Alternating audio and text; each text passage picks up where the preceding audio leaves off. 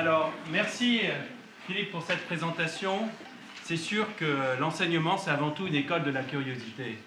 Et aujourd'hui, on a la chance de commencer cette séance par une rencontre avec la musique, une rencontre avec l'art, une rencontre avec la musique que l'on fait aussi aujourd'hui. Parce que la musique classique, ce n'est pas uniquement les Mozart, les Beethoven. Même si Mozart a un lien aujourd'hui, puisque Alexander Mühlenbach est professeur et compositeur et habite Salzbourg. Il a enseigné au Mozarteum, qui est l'institution qui se trouve dans la ville où Mozart a vécu et qui est une des institutions les plus importantes au monde dans le domaine de la musique. Donc la musique, ça se fait aujourd'hui. Et vous, votre mission, lorsque vous serez dans les classes, ça sera aussi d'informer, de mettre les enfants face à toutes ces musiques. La musique classique, du Moyen-Âge jusqu'à nos jours, les musiques du monde, et aussi les musiques qui font partie du patrimoine enfantin. En fait, la musique, ce n'est pas uniquement celle que l'on voit à la télévision. Hein. C'est ce qui se fait dans le monde, et ce monde est pluriel, riche, multiple, contradictoire. Et vous, votre rôle, ça va être de confronter les élèves à cette diversité. Vous savez, on peut voyager en musique dans le temps et dans l'espace. Aujourd'hui, on a la chance de faire un voyage en Europe. Et ce voyage en Europe, on le doit d'abord à notre institution, l'ESPE Lille-Nord de France, qui a investi pour vous proposer des choses qui éveillent votre curiosité. On le doit aussi au gouvernement luxembourgeois, puisque l'Europe, ce n'est pas un vain mot. Vous êtes dans une université qui ne doit son existence qu'au Fonds européen. Et si aujourd'hui je parle de l'Europe, c'est parce qu'Alexander Mühlenbach est luxembourgeois et que le gouvernement luxembourgeois nous a aidés à monter ce partenariat pour vous présenter cette rencontre-concert. Alors la musique, bien sûr, on en parle, mais ça se pratique. On a pu le voir déjà dans les cours, par les chants, par les écoutes, par toutes ces activités qui rendent vivantes les notions théoriques que l'on peut voir ensemble. Et je crois que peut-être la meilleure manière de commencer un portrait musical, qui plus est le portrait musical d'un compositeur qui est vivant devant vous, là, qui est là, et qui va s'exprimer sur ses œuvres, c'est peut-être de laisser parler la musique elle-même. Alors, on va commencer par une toccata. Et c'est Alexandra Greffin-Klein qui nous fait le plaisir d'être ici avec nous, qui va interpréter cette œuvre. Merci. Alors bien sûr, silence, pas non plus un silence au garde à vous, parce qu'on serait quand même un peu à l'encontre de ce que c'est que la musique, mais un silence qui soit une véritable écoute. Merci. David, tu voulais que je présente un petit peu l'instrument ? Vous connaissez, je suppose, la plupart d'entre vous. C'est l'instrument le plus aigu de la famille des instruments à cordes frottées, puisqu'on a un archet, avec l'alto, qui est le parent moyen, le violoncelle et la contrebasse. Il partage avec l'alto 3 cordes. La chose la plus spécifique du violon, c'est sa corde aiguë, qu'on appelle aussi la chanterelle.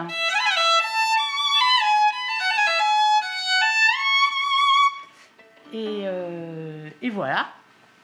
Que dire d'autre sur le violon ? Plein de choses, mais c'est pas le propos. Peut-être que tu pourrais peut-être nous faire le son le plus grave que l'on peut faire au violon et le plus aigu. Ça, c'est le plus grave. Tu nous fais une gamme du plus aigu pour qu'on voit un peu. À peu près. C'est rare. Quoique dans la musique contemporaine, on en a de plus en plus. Eh oui. Mais bon, cette toccata, elle est contemporaine, mais elle reste dans un registre plus traditionnel. Ah, la tradition, c'est une vaste question à réinterroger tout le temps. Allons-y alors.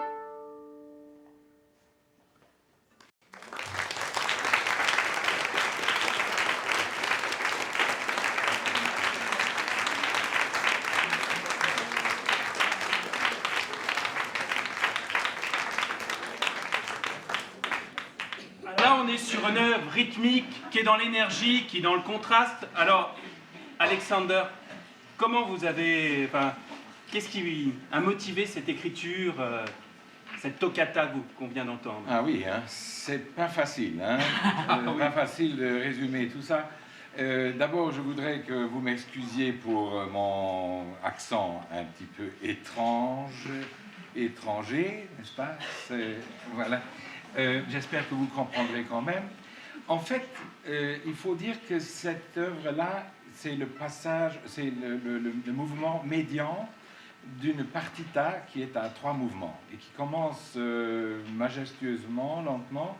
Et puis ce deuxième mouvement est un contraste très... Alors il faudrait expliquer ce que c'est qu'une partita peut-être. Partita, c'est une œuvre en plusieurs parties qui était très en vogue. Cette forme-là était très en vogue, disons, à la fin de la Renaissance, surtout pendant l'époque baroque. Elle a réapparu à la fin du 19e siècle. Notamment, il y a Reger qui a écrit des partitas pour orgue, enfin, Bach a écrit des partitas pour violon, c'est très célèbre tout ça. Et cette œuvre en plusieurs parties qui laisse beaucoup de liberté, n'est-ce pas? Parce qu'en fait, une partita ne dit pas comment un mouvement doit être. Une suite, oui, n'est-ce pas? Si vous composez une gavotte dans une suite, ça veut dire qu'il y a ça, c'est vraiment une danse, hein? Alors qu'une partita, elle peut être comme on veut, et c'est pour ça que je me sens très bien dans cette forme. J'aime beaucoup les œuvres en plusieurs mouvements.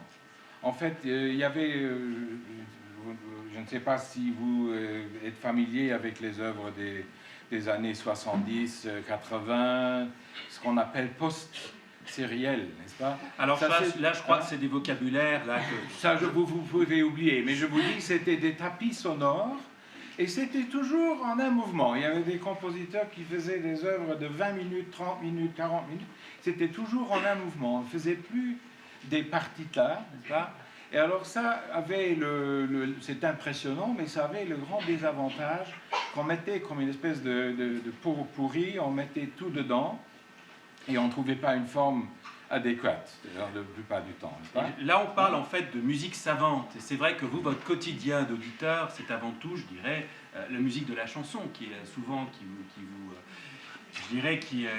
qui vous accompagne souvent. Et là, c'est vrai que lorsque l'on voit, par exemple, cette musique, c'est une musique qu'on travaille sur certains paramètres, par exemple. On travaille sur le contraste, déjà. Ben, c'est qu'il y a surtout, n'est-ce pas, vous avez vu, c'est une combinaison de colère, hein, et aussi d'ironie, de sarcasme, n'est-ce pas? Il y a ces rythmes-là comme ça qui dansent dans l'air, hein. Et puis à un certain moment, vous avez peut-être remarqué une œuvre que vous avez toutes entendue, ça c'est L'apprenti sorcier de Dukas, n'est-ce pas? Parce qu'en fait, cette œuvre est assez sorcière du point de vue, assez enchanteresse du point de vue technique de violon. Et comme ça, j'ai fait une allusion à l'apprenti sorcier. Vous connaissez le dessin, bien sûr, animé de... Voilà, de Walt Disney. Et donc ça c'était une allusion... voilà, Fantasia. N'est-ce pas? Bon, quand Philippe parle de paramètres, c'est tout simplement les diverses composantes qui font la musique. Vous savez, la grande différence entre, par exemple, la peinture et la musique, c'est que, bon, elle soit pour l'oreille, mais elle se passe dans le temps. Donc, ce qu'on fait, ça, c'est de former des figures, des mouvements dans le temps. Et ça, c'est l'art du compositeur, ça, c'est de vous donner des choses, vous avez certainement reconnu, n'est-ce pas, des choses qui avaient été présentées au début et qui sont revenues. Et par ça, on comprend l'œuvre parce qu'on dit, ah, ben voilà, quelque chose qui réapparaît. Et ça c'est en fait un instinct élémentaire que nous avons tous. Ça, c'est de reconnaître les choses. Et on cherche à les reconnaître pour les les intérioriser, pas pour en tirer vraiment tout le sucre. Et c'est notre esprit, en fait, qui, grâce à ces processus de mémoire, permet d'organiser une forme et de comprendre, en fait, un discours qui est un discours peut-être abstrait parce qu'il n'y a pas de parole, mais simplement le violon raconte quelque chose. Et ça, je crois que c'est vraiment très important. Alors, on va commencer d'abord peut-être par le début de cette passion, la musique. Comment vous avez eu l'idée de devenir compositeur? Est-ce que c'est venu lorsque vous étiez déjà adulte, enfant, ou est-ce qu'il y a eu des choses qui ont été un peu qui ont déclenché votre envie d'aller plus loin dans la musique? En fait, la première grande impression qui m'est toujours restée, ça c'était le grand orgue de la cathédrale de ma ville natale, à Luxembourg. Il y avait des processions comme ça, et on m'amenait à une procession, c'était terrible, n'est-ce pas? Mais alors, quand j'entrais dans cette cathédrale, il y avait l'orgue qui faisait vraiment, vous connaissez tout ça. Ça, j'avais 4 ans et demi, ça m'a fait une impression incroyable. J'ai dit, mais ça c'est... Hein? Je voulais toujours réentendre ça.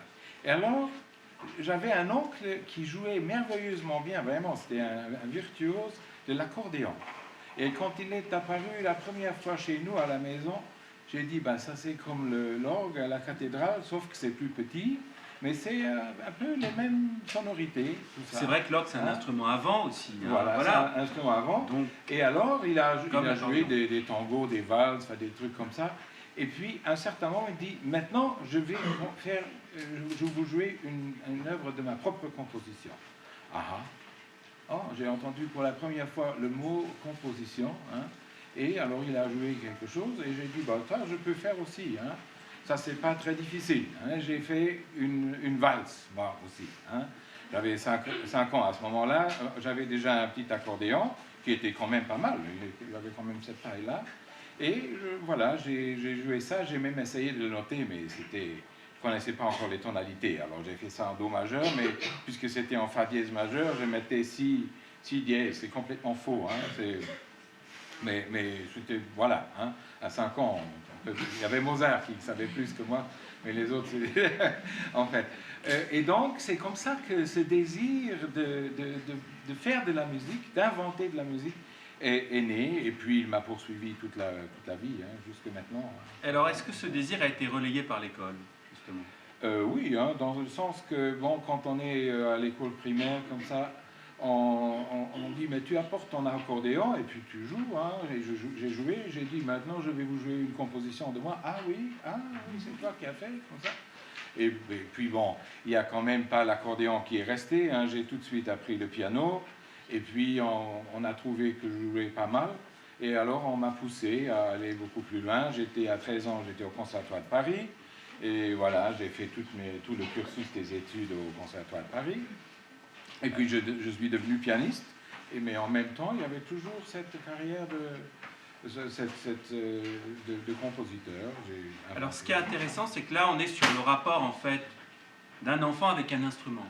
Mais vous m'avez dit, Alexander, qu'il y avait quand même quelque chose qui avait été très très important pour vous et qui sera très important aussi plus tard dans la manière dont vous-même vous allez composer et apprendre la composition, c'est le rapport à la voix.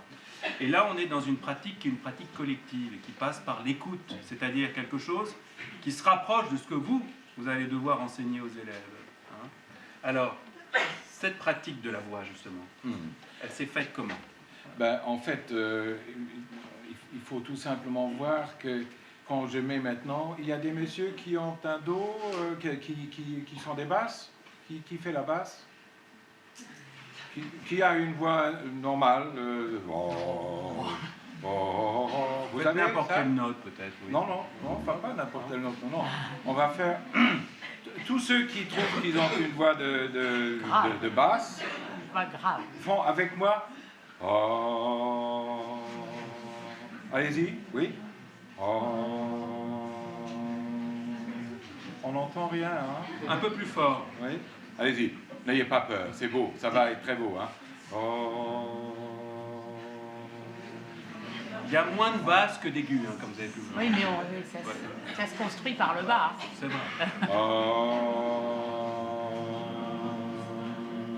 Ah, ça c'est déjà mieux, hein. Maintenant, on va ajouter ceux qui ont une voix un peu plus haute, ils vont faire... Oui, allez-y.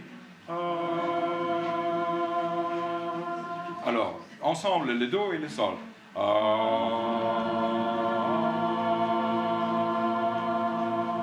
Voilà. Alors, les dames qui ont une voix, disons, normale, ils vont faire...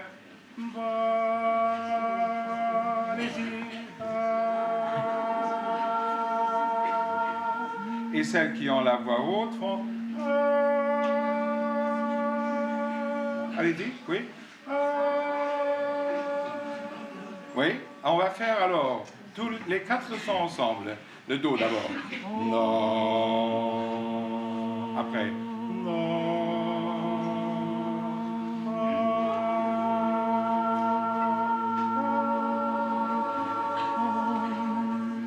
Et alors, on y va. Ensemble.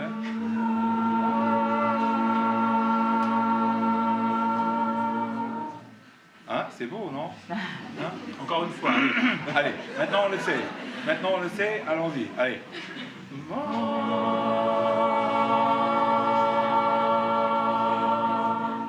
C'est le début d'un morceau, hein. C'est le début d'un morceau. Maintenant, simplement, il faut en ajouter d'autres. Hein. Voilà. C'est comme ça qu'on arrive, n'est-ce pas? Il y avait une chorale, comme vous connaissez tous. Hein. Il y a des maîtres d'école qui rassemblent tous les étudiants et qui font dans la salle de gymnastique, forment une chorale. On a fait des canons à 2 voix, 3 voix, 4 voix. Et ça, c'était fantastique. Hein. Comme ça, on trouve le goût pour la voix aussi.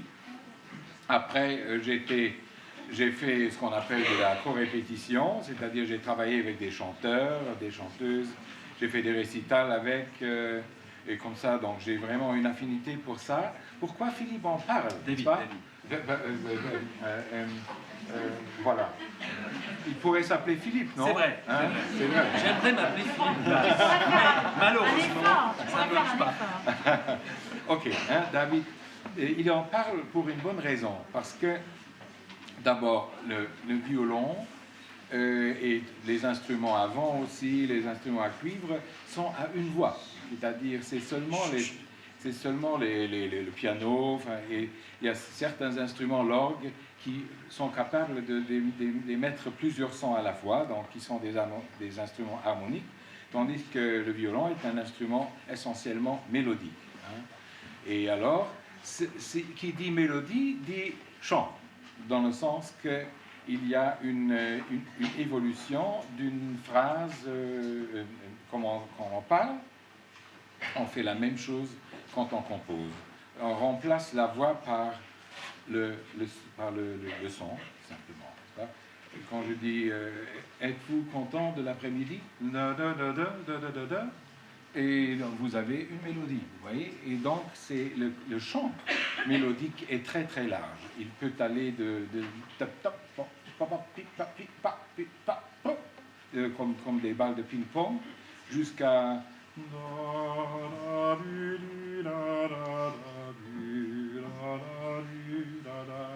Alors là, ça fait l'écho justement, excusez-moi, bien sûr.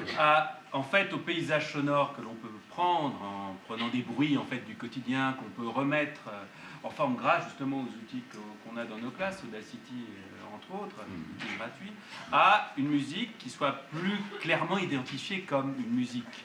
Mais tout est musique. D'ailleurs, il y a un compositeur qui s'appelait Berlioz, on aura peut-être un jour l'occasion de parler, qui avait écrit un traité d'orchestration où il expliquait toutes les possibilités sonores des instruments, et il commence par cette phrase où il dit tout son est musique, tout simplement. Donc c'est-à-dire tout bruit, n'importe quel bruit, c'est de la musique, c'est du sonore. Et ça, je crois que c'est important, et ça nous amène peut-être à des compositeurs qui ont aussi jalonné votre parcours, c'est-à-dire que cette envie de composer de la musique, elle est née d'accord d'une rencontre avec un instrument. D'où l'importance pour vous aussi de faire venir dans les classes des gens qui jouent. Parce que écouter de la musique et voir comment on produit un son, ça rend les choses plus immédiates. Ça donne envie. Donc, partir de là, après, c'est ce qui a créé en vous l'envie de poursuivre, de créer vous-même des choses, d'imaginer vous-même des choses. C'était possible. Vous avez fait une valse. Bon, certes, il y avait Mozart, mais bon, quand même. Mais ce qui est important, c'est de voir que les choses se font comme ça naturellement. Et il y a aussi des compositeurs qui, plus tard, lorsque vous avez été au Conservatoire de Paris, qui vous ont aidé. Parmi ces compositeurs, il y a quelqu'un dont on a peut-être parlé pour certains d'entre vous, qui s'appelle Olivier Messiaen. Ce compositeur, c'est un compositeur qui est décédé maintenant, mais qui est sans doute une des figures majeures de l'histoire de la musique, et en particulier quelqu'un qui a eu un rôle absolument considérable dans la seconde partie du XXe siècle. Et vous avez eu la chance de travailler avec lui, et en préparant cet entretien, je vous ai demandé est-ce qu'il n'y a pas une œuvre adolescent qui vous a particulièrement marqué, qui a été pour vous inconsciemment un déclencheur peut-être de quelque chose qu'après vous avez voulu poursuivre personnellement. Et vous m'avez tout de suite parlé d'une œuvre qui s'appelle Des canyons aux étoiles. Et j'aimerais qu'on écoute cette œuvre et que j'aimerais aussi que vous nous expliquiez, vous, adolescents, ce que vous aviez entendu en écoutant cette œuvre. Alors, c'est l'extrait numéro 3.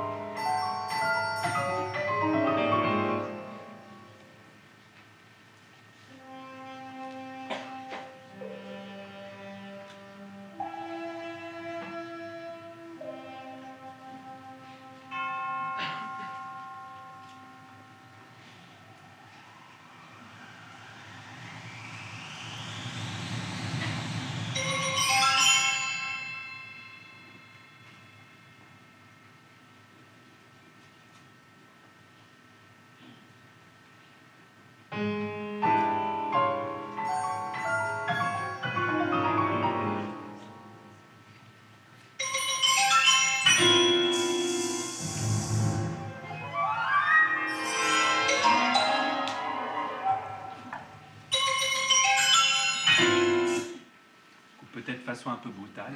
Bon. Alors, qu'est-ce que vous avez... En fait, il y a ici très clairement le principe refrain, strophe, hein, parce qu'il y a une espèce de jeu de l'air ici. C'est ce qu'on fait sur les montagnes. Hein.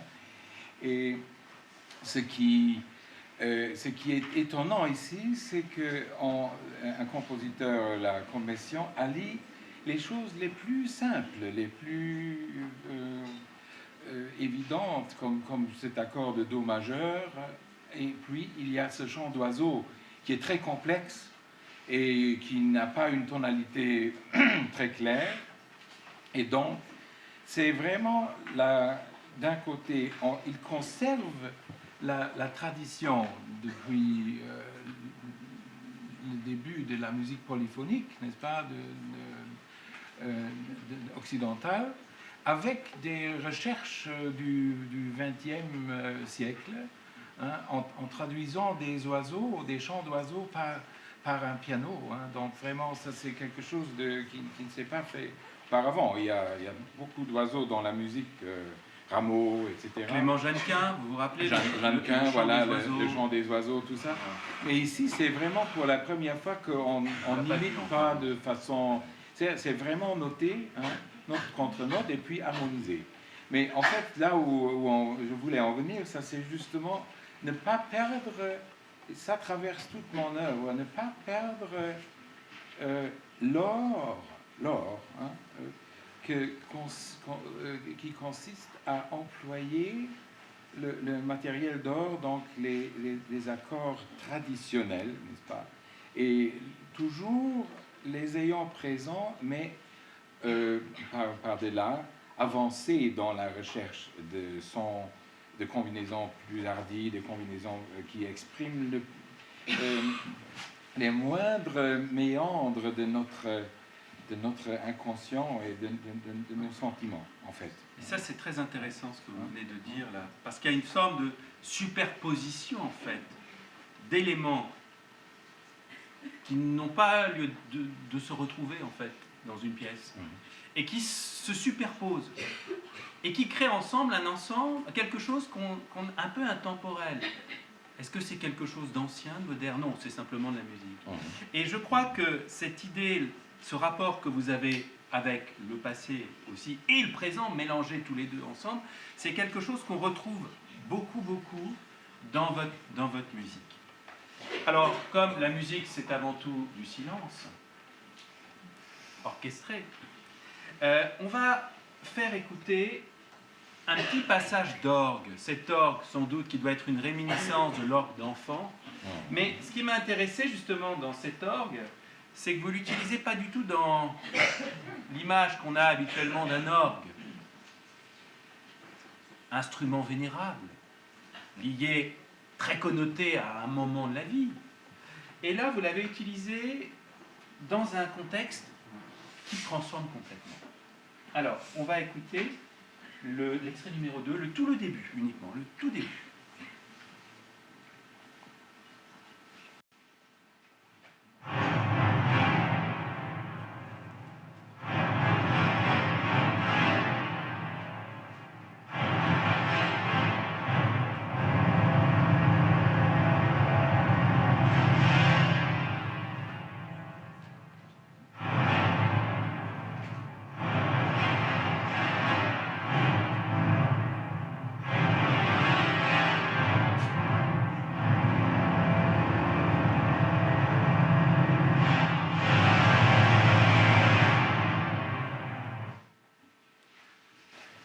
Donc il n'y a pas l'aspect religieux qu'on attribue à l'orgue normalement. On a plutôt l'impression d'un Cerberus. Vous savez ce que c'est un Cerberus, hein? C'est le chien de l'enfer qui essaie de mordre. C'est Cerbère, n'est-ce pas? Voilà, qui après le Styx de mordre. Hein? En fait, ça m'a intéressé. C'est vraiment d'utiliser l'orgue dans une autre dimension que celle qu'on attribue normalement, c'est-à-dire accompagnant les cérémonies religieuses, tout ça. Et donc, il y a des possibilités extraordinaires. En fait, Philippe avait fait allusion quand on a... Mais ça va être une sorte de fil conducteur rigolo d'ailleurs. Vous allez voir qu'il y a des moments très drôles dans la musique d'Alexander. Voilà. Mais ça fait partie des moments sympathiques. Excusez-moi. Alors, c'est terrible. Mais en fait, il y a d'autres passages dans cette œuvre qui s'appellent Tombeau à la mémoire de Luigi Nono.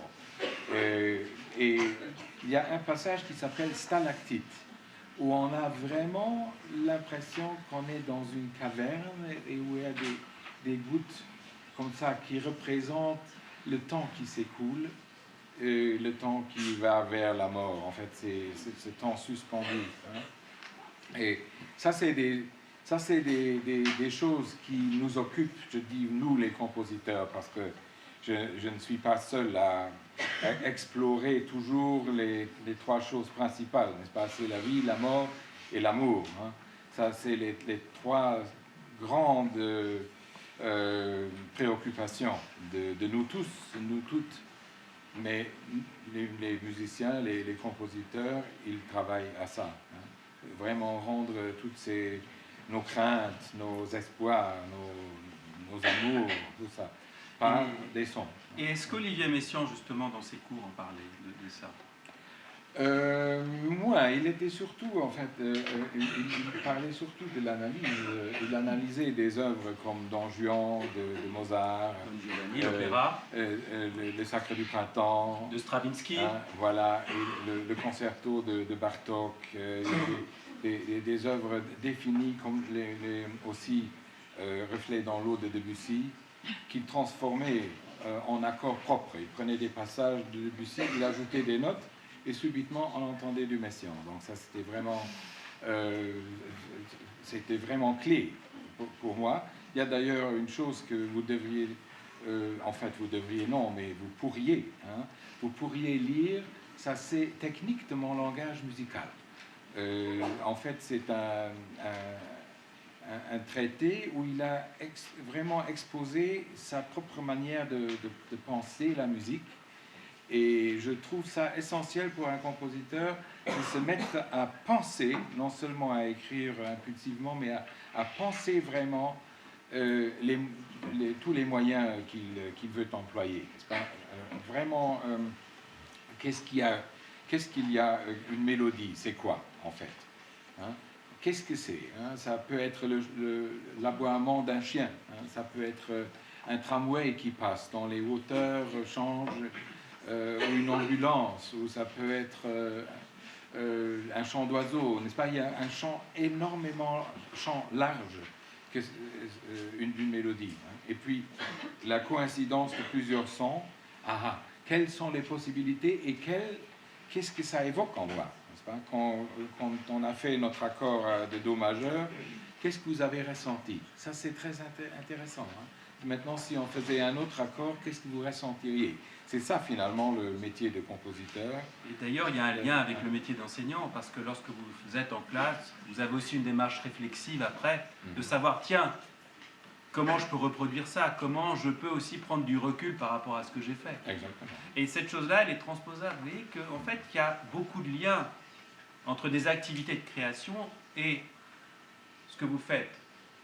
Vous êtes dans la retransposition du savoir, mais aussi une recréation d'une certaine manière, dans un contexte particulier, qui sera celui de votre classe. Et on s'aperçoit qu'il y a des points communs.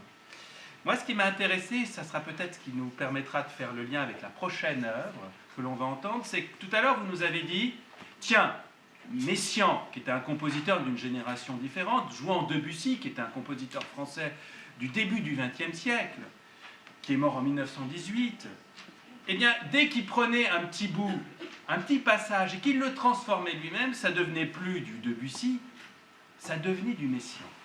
Et je crois que vous êtes peut-être souvenu de cette chose-là lorsque vous avez voulu écrire cette pièce Hommage à Brahms. Vous avez commencé par 2 extraits tirés du répertoire, et ces 2 extraits, c'est un de la Chaconne de Bach, et l'autre du concerto pour violon de Brahms. Et vous avez dit, tiens, Alors, ils ne se connaissaient pas, Brahms et Bach, hein, même s'ils commencent tous les deux par la lettre B, ils n'ont absolument pas de lien physique, même si l'un inspirait l'autre. Bach, compositeur baroque, Brahms, compositeur romantique. Mais ce que vous avez vu, c'est d'abord été une sorte d'hypothèse d'auditeur et de lecteur, qui est de se dire, tiens, dans le concerto de Brahms, il y a une sorte de réponse peut-être à cette chaconne. Et ça a été pour vous le point de départ d'une œuvre qui ne sonne pas Brahms, qui ne sonne pas Bach, mais qui sonne Muhlenbach. Philippe. Allons-y. Allons-y. Petite seconde.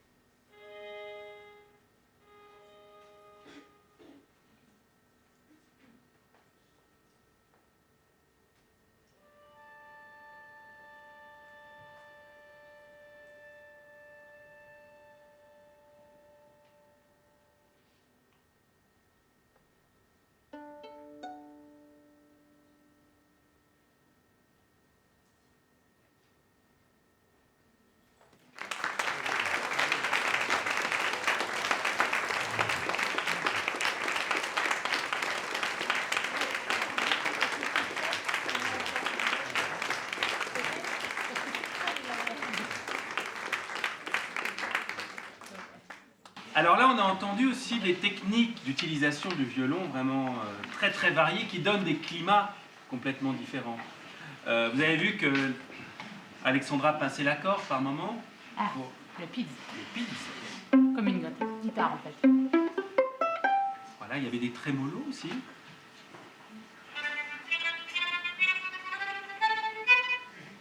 Et alors, est-ce que tu pourrais nous identifier, parce que peut-être que la chaconne de Bach, bon, c'est quelque chose d'un peu abstrait. Alors, C'est la première mesure.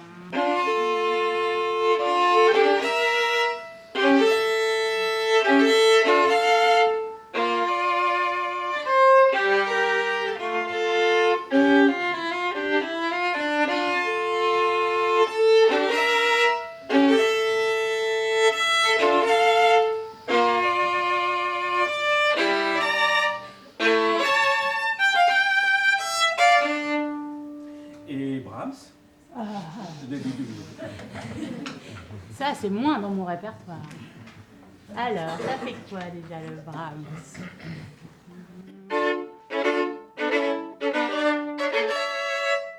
Alors là, il faut imaginer l'orchestre parce que c'est un concerto, vous savez, donc il y a un orchestre qui dialogue avec un instrument soliste.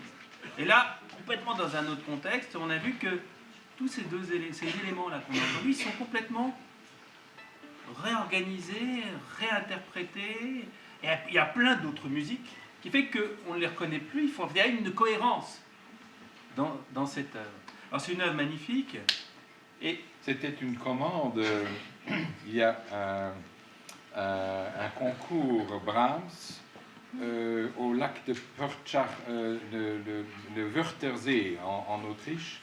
Et Brahms passait un tas d'été là-bas. Il allait nager à 5 heures du matin, comme ça, dans le lac, et puis il se mettait à composer jusqu'à midi. Et en fait, cette commande-là, c'était pour un morceau imposé pour le concours. Et alors là, en fait, quand j'ai réfléchi, qu'est-ce que je veux faire pour cette occasion, il m'est venu que vraiment, c'est une coïncidence, probablement une association d'idées, parce qu'en fait, la chaconne et ce thème de Brahms, ils ont la même structure harmonique, exactement la même. C'est-à-dire, on pourrait, quand on joue le concerto de Brahms, on pourrait inclure la chaconne dedans. Quand on ne connaît pas bien l'œuvre, on trouverait ça tout à fait normal. Et vice-versa. Hein.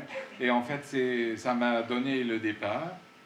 Et puis, il y a d'autres allusions à des œuvres pour piano. Il y a les dernières pièces, des intermezzos comme ça que j'ai travaillé là-dedans. Et j'ai vu qu'ils avaient tous quelque chose de commun. Et alors, c'est un itinéraire qui se fait à travers certaines œuvres comme ça.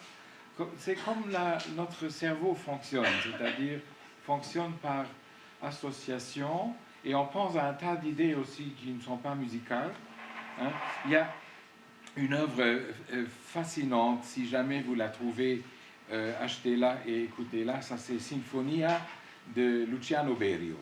Parce que là, il a pris un mouvement d'une symphonie de Mahler, et il a fait comme s'il était en train de l'écouter, et il a ajouté toutes les choses qui lui ont traversé la tête au moment où il a écouté cette œuvre.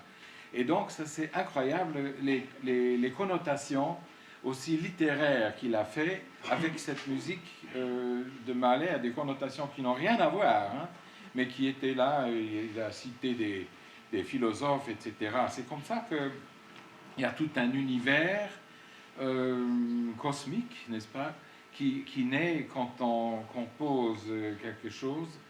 Et ça, c'est la chose peut-être la plus fascinante.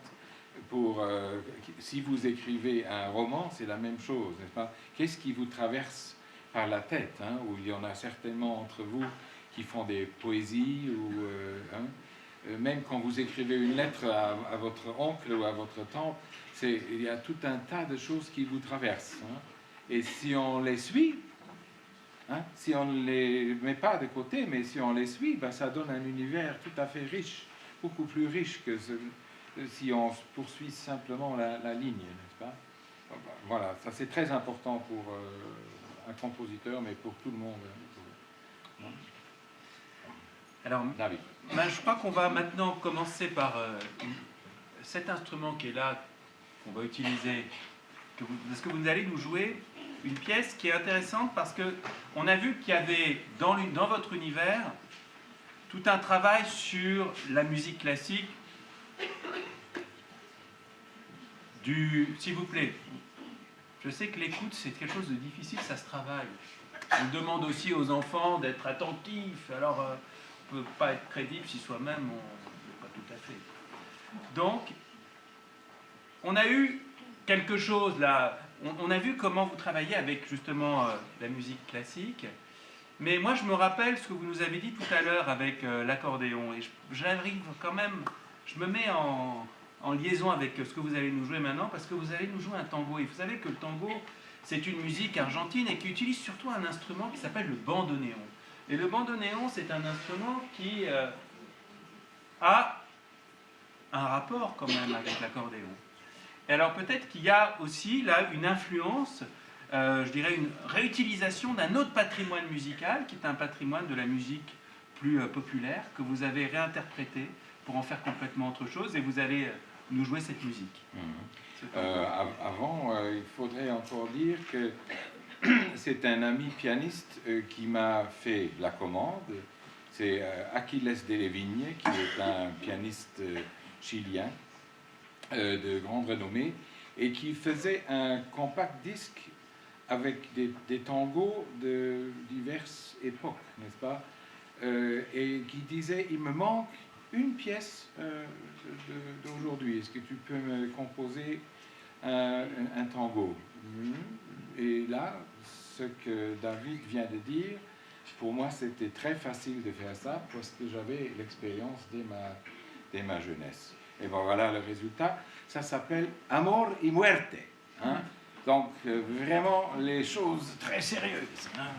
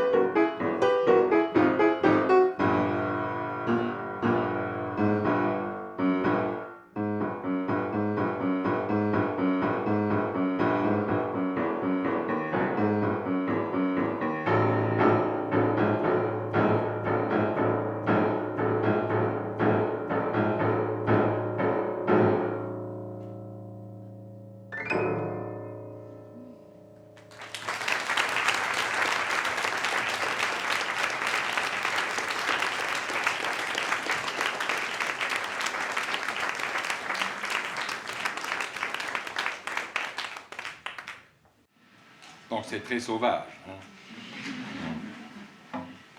Alors sans doute que l'atmosphère d'une galerie, c'est un tout petit peu plus policé, là, pour le coup, puisqu'on va continuer sur... alors vous allez voir qu'il y a un lien, parce que en fait, les œuvres que vous allez maintenant entendre sont très intéressantes, parce que ce sont des œuvres qui sont liées aussi à des tableaux. Est-ce que vous pouvez nous expliquer un peu quelle a été votre démarche?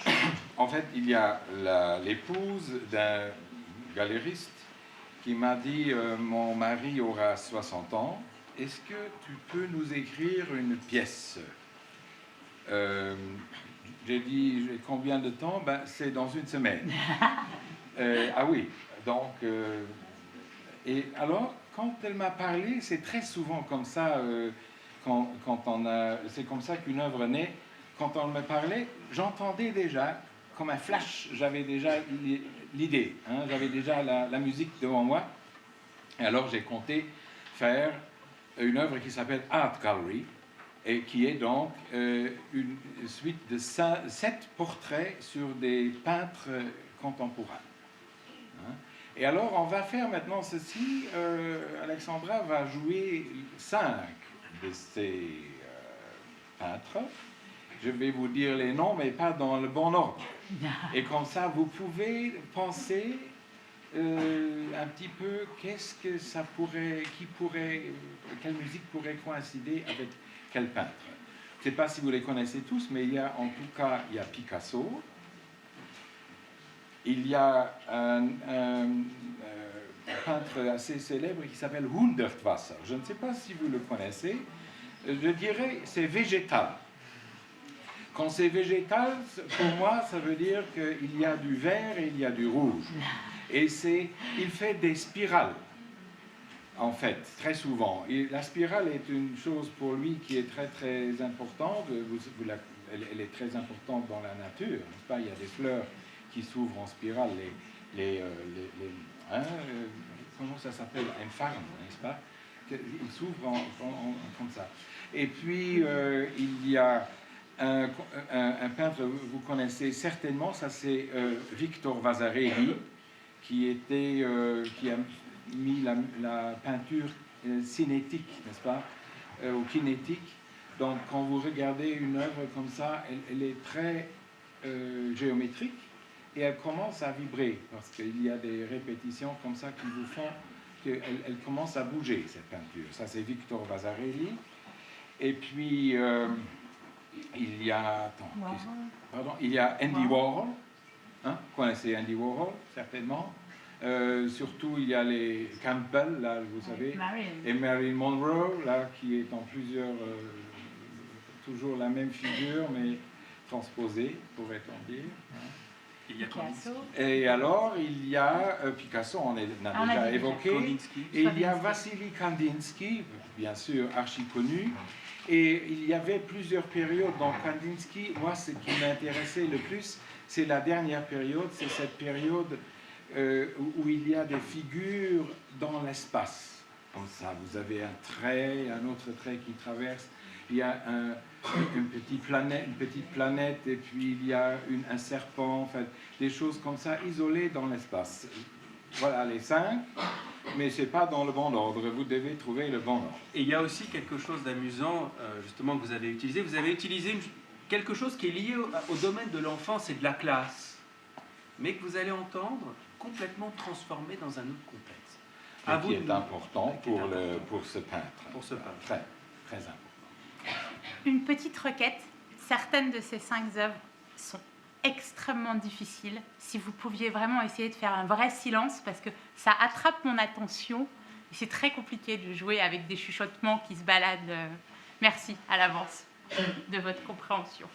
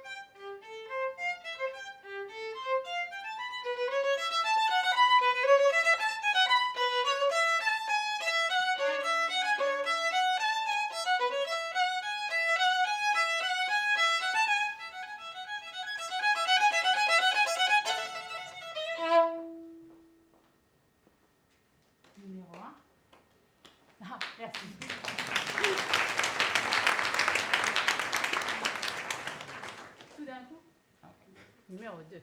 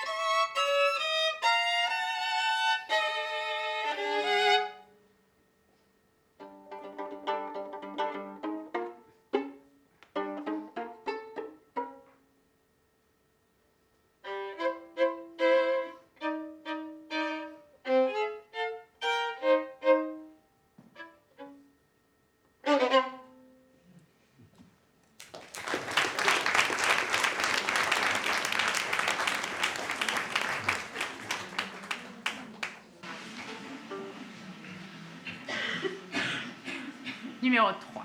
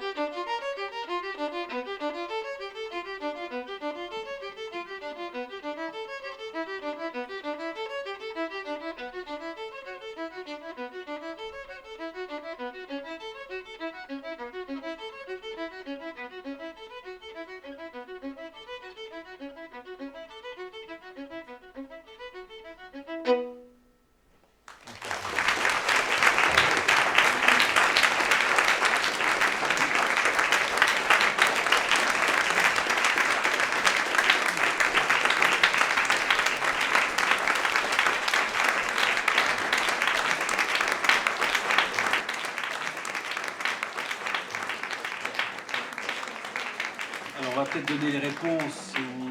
Oh, il y en a qui sont évidents, Oui. non? Le dernier, par exemple. Ouais. Voilà. Ah oui, Ah, ça va. bien sûr. Et l'avant-dernier, L'avant-dernier. Kandinsky. Ah oui. Kandinsky. Bravo. Et celui d'avant. Celui d'avant, Warhol. Oui. Celui d'avant encore. Tu vois, tu voulais donner les réponses. Mais non, Et non, je ne vais pas donner il les n'en réponses. reste qu'un seul, voilà. Oui, Reconnais-moi. Bravo, hein? Bravo. Bravo.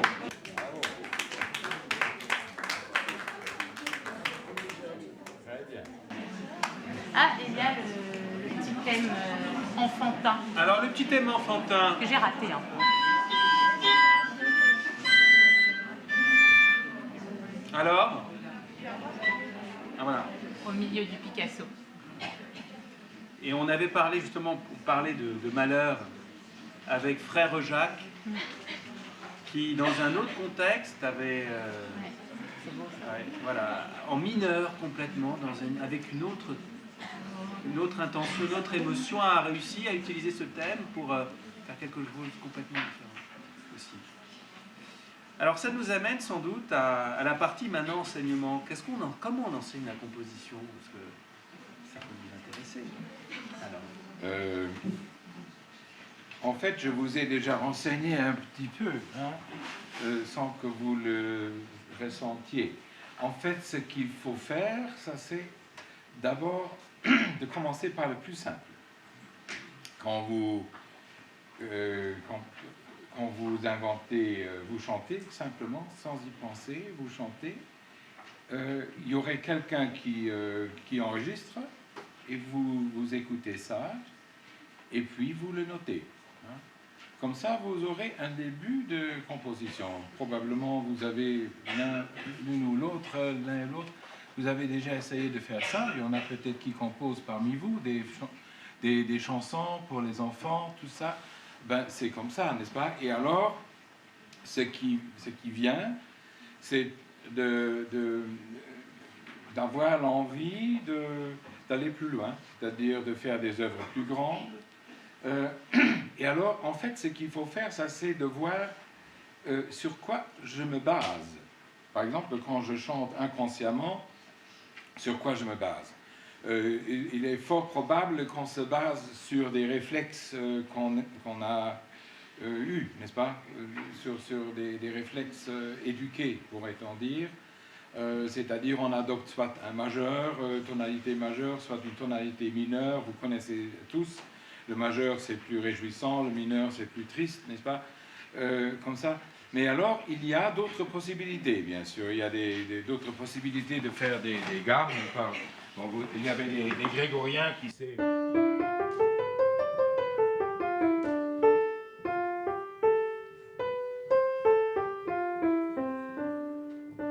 bien...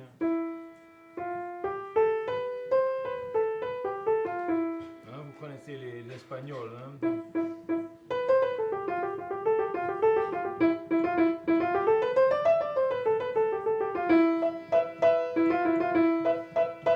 Ce qui est caractéristique, c'est ce demi-ton, n'est-ce pas, et qu'on utilise dans le flamenco, par exemple. Ça donne une atmosphère triste, n'est-ce pas? Et ils ont tous des noms, je ne vais pas vous ennuyer avec les noms. Ça, c'est le phrygien, enfin, il y a le lydien qui fait...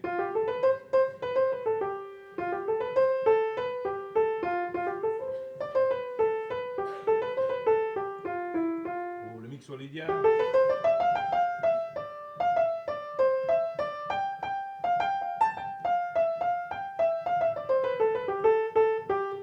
Donc, ça c'est d'autres modes, mais je peux faire aussi... Ouais,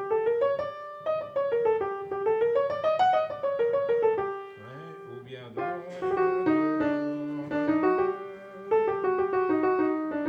Ah, on a le oriental un petit peu, n'est-ce pas? Donc, il y a diverses façons, vous pouvez construire vos propres échelles. Hein. Il y a des échelles, par exemple, à l'île de Bali, en Indonésie, il y a des échelles qui ont plus de 700, n'est-ce pas? Ça, c'est vraiment... Ça, ce qui est étonnant sur ces échelles, c'est qu'on s'aperçoit que toutes ces échelles, quelle que soit en fait la culture, que ce soit des musiques du monde ou des musiques dites classiques européennes, par exemple avec le grégorien, on travaille sur ces échelles. Exactement. Et donc il y a une forme d'universalité d'une certaine manière du travail de composition. Et alors ce qui posera peut-être problème pour vous, c'est le rapport à l'écrit. Mais il suffit de chanter, d'enregistrer. Quand vous êtes avec les enfants, vous enregistrez, vous faites des choses. Vous pouvez, grâce à l'outil informatique, construire des choses avec eux. Et dans une situation où vous reproduisez à votre échelle quelque chose qui se fait avec des experts. Parce que ce que vous a dit Alexander Mühlenbach, c'est justement ça. C'est ce qu'il faisait avec ses experts. Et en fait, on part toujours de la voix, du chant intérieur. Et moi, ça me fait penser à ce qu'on disait au début. Voilà. Ah oui, on a un petit... Il était bien rythmé là. En fait, ce qu'il faut voir aussi, c'est que ce n'est pas les choses les plus compliquées qui sont les meilleures, n'est-ce pas? Ça, vous le savez dans la littérature aussi. Il y a des choses très simples qui sont émouvantes, et en musique, c'est la même chose. Quand vous avez des chants très très simples, et vous mettez ce qu'on appelle un bourdon, c'est-à-dire quand vous travaillez avec des enfants, ça c'est très important de faire ça. Vous mettez une basse comme ça, n'est-ce pas? Et vous faites, ça peut être une mélodie très simple.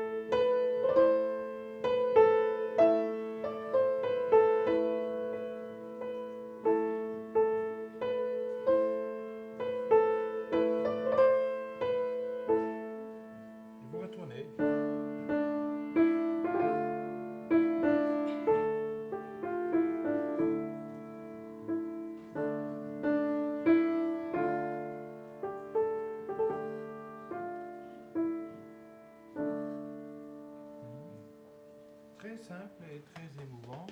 C'est pas une mélodie, je l'ai improvisée là comme ça, vous voyez, c'est tout à fait simple. Vous utilisez les sons d'un mode et puis vous ajoutez cette basse constante et vous pouvez la varier, bien sûr. Vous pouvez faire... Vous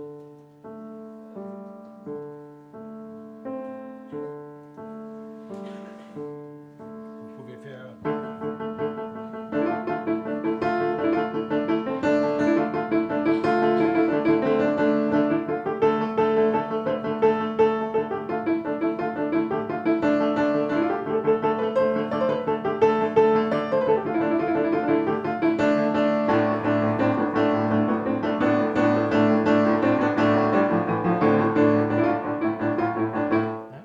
Donc c'est rapide, tout ça, et c'est toujours le même principe d'un bourdon que vous utilisez comme ça.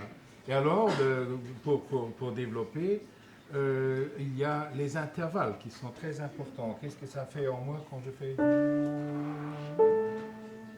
Ou je fais...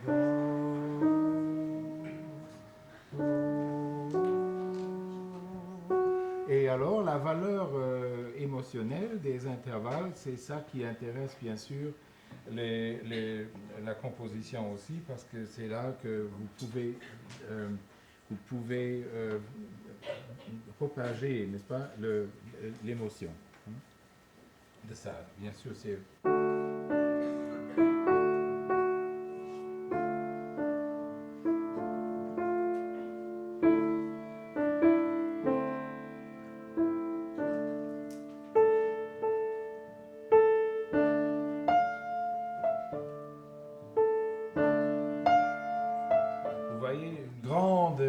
Un grand saut, c'est comme s'il y avait si on avait la gravitation, n'est-ce pas, qu'on essaye de vaincre la gravitation du...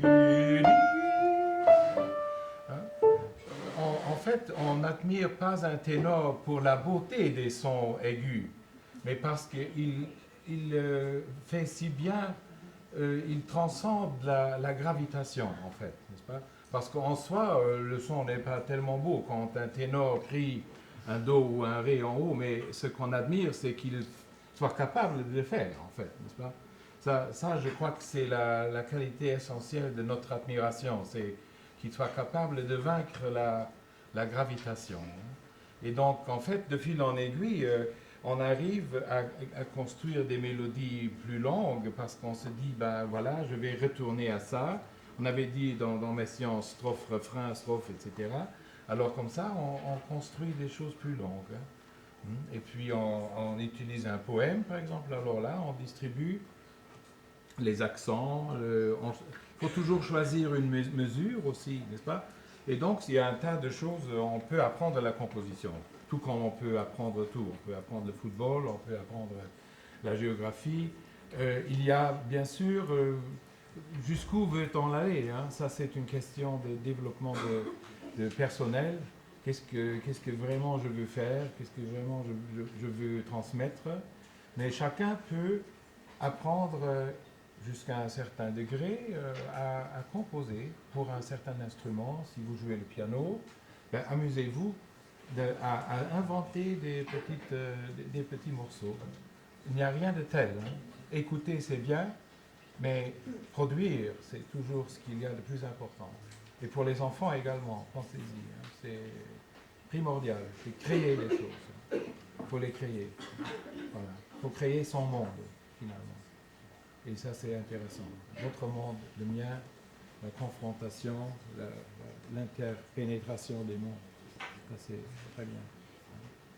OK? On va peut-être finir par... On a commencé par la musique, on va finir par la musique. Et on va écouter le prélude. À moins que, Alexandre, vous vouliez dire autre chose. Non, je voulais, avant que la musique nous mette un point final, je voulais vous dire que j'ai beaucoup apprécié, je vous ai beaucoup apprécié, vous êtes un auditoire très attentif et qui m'avait beaucoup encouragé. Voilà. Je vous remercie pour ça. Voilà.